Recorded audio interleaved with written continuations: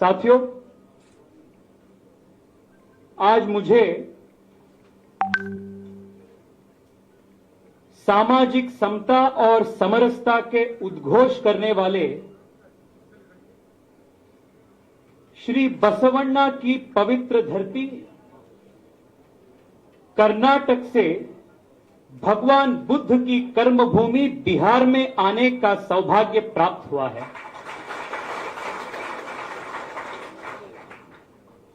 युवा मोर्चा के राष्ट्रीय अध्यक्ष होने के बाद मेरा पहला प्रोग्राम इस पवित्र धरती में हो रहा है, ये मानता हूं मेरा जीवन का बहुत बड़ा सौभाग्य है। इसके ऊपरी हम सबका प्रेरणा स्रोत जिन्होंने पूरे देश को साबित किया है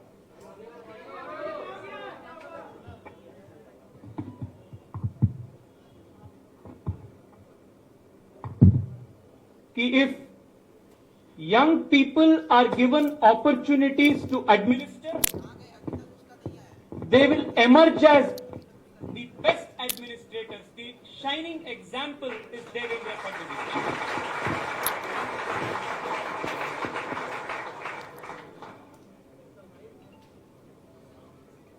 हमारे बीच हमारे प्रदेश युवा मोर्चा के अध्यक्ष मेरे भाई जो हमारे जैसे देवेंद्र फडणवीस जैसे जमीन से उठकर संगठन के काम करके झंडा और वॉल पेंटिंग से लेकर प्रोग्राम्स ऑर्गेनाइज करने तक संगठन का हर कदम पे, हर प्रोग्राम पे इन्वॉल्व होकर के जो काम करता है, भाई दुर्गेश जी को मैं धन्यवाद बोलता हूं मेरा ये अवसर देने के लिए।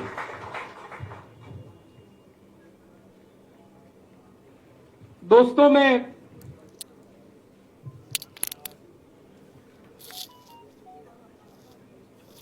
थोड़ा हिंदी और थोड़ा इंग्लिश दोनों में थोड़ा बहुत बात करता हूं।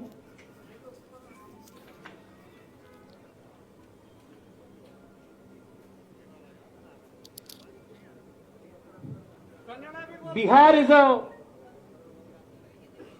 land which has been a cradle of India's civilization. All of us Indians, be it in the south, in Tamil Nadu, or be it in Kashmir, all of us owe a debt of gratitude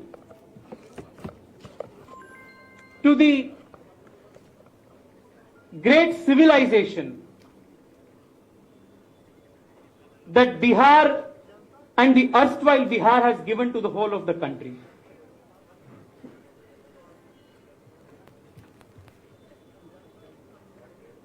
प्राचीन काल के लिच्छवी गणराज्य से लेकर आपातकाल के विरुद्ध संघर्ष तक बिहार ने भारत और विश्व को लोकतंत्र का महत्व सिखाया है। And today we are here at a very important point in time where the young people of Bihar have all assembled together to collectively decide for the future of Bihar and for future of India. Because if Bihar progresses, if Bihar succeeds, then the whole of India succeeds, the whole of Bihar, the whole of India progresses.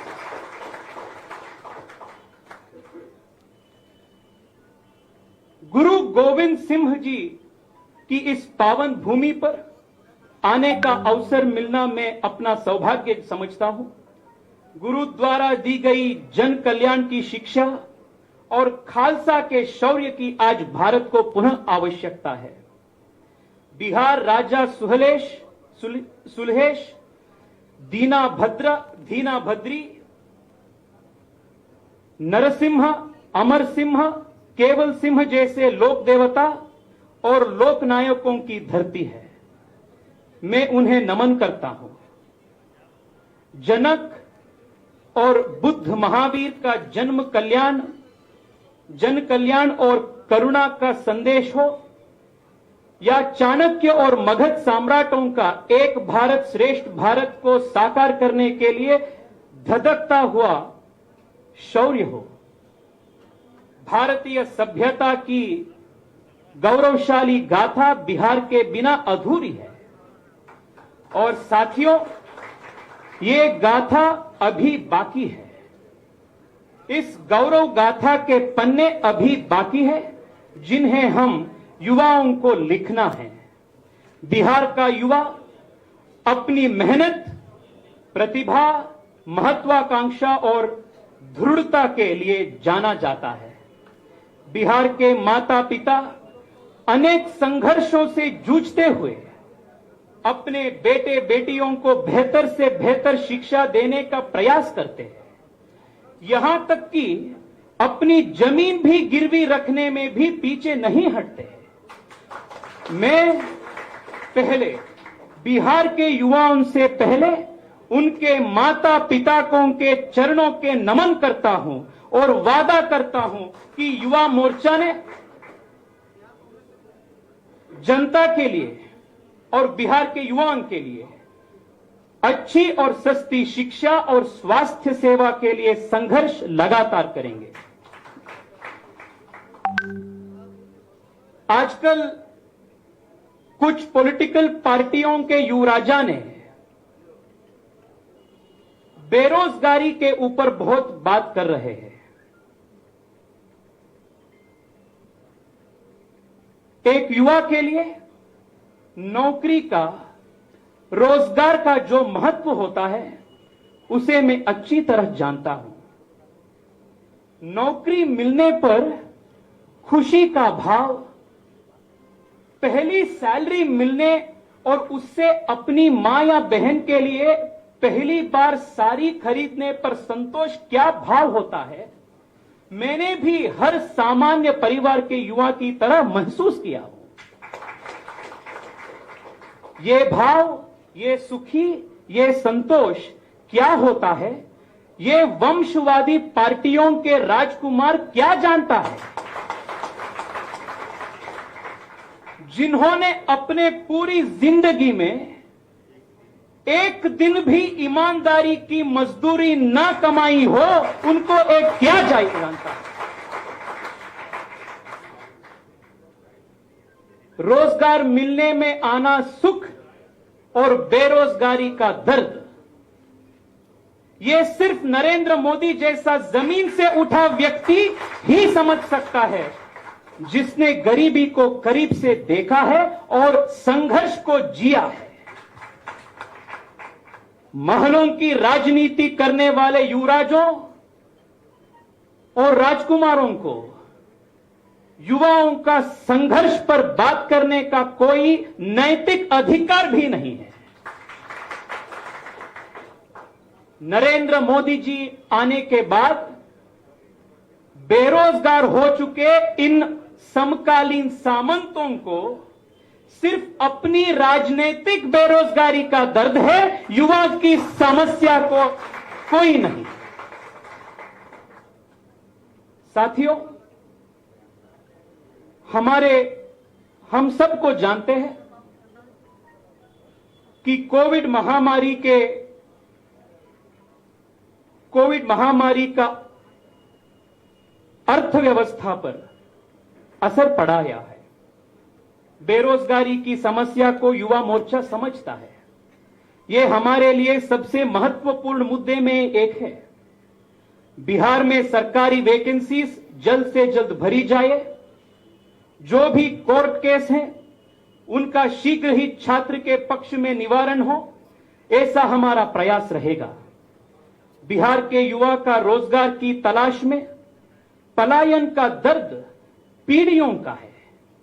इस दर्द को लोक गायक भिखारी ठाकुर ने भोजपुरी गीतों में पिरोया है। मेरे शहर में भी लाखों से अधिक बिहारी युवा मेरे कॉन्स्टिट्यूएंसी में है, मेरे कॉन्स्टिट्यूएंसी के मतदाता है। इस नाते थोड़ा सा बिहारी सांसद तो मैं भी हूं। बिहार के दर्द और आकांक्षा का मैं भी महसूस करता हूं।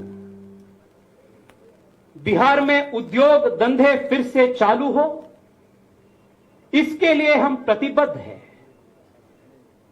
बिहार के शहर एक बार फिर से उत्पादन का केंद्र बने, एग्री बिजनेस हो, एग्रो प्रोसेसिंग हो, इसका विकास हो। नालंदा और विक्रमशिला का वैभव एक बार पुनः बिहार के शैक्षिक संस्था में परिलक्षित हो, ऐसा हमारा लक्ष्य है, हमारी प्रतिज्ञा है। केंद्र और राज्य की सरकार जिस तेजी से बिहार में इंफ्रास्ट्रक्चर बना रही है, वो दिन दूरी नहीं है जब बिहार देश के अग्रणी राज्य में एक होगा। केंद्र और राज्य के सहयोग से यहां कई केंद्रीय विश्वविद्यालय, कई AIIMS, airport, highway, ring roads, Ganga पर पुल, कृषि विश्वविद्यालय, मत्स्य संवर्धन केंद्र, नालंदा विश्वविद्यालय और रेल विद्युतीकरण का काम लगातार जारी है। बिहार में एनडीए के शासन में जितना विकास कार्य हुआ है, उतना किसी भी सरकार में नहीं हुआ था। ये सिर्फ नरेंद्र मोदी और नीतीश कुमार जी के पार्टनरशिप के वजह से हो रहा है। बिहार मखाना, मछली, लीची, आम, मक्का की धरती है।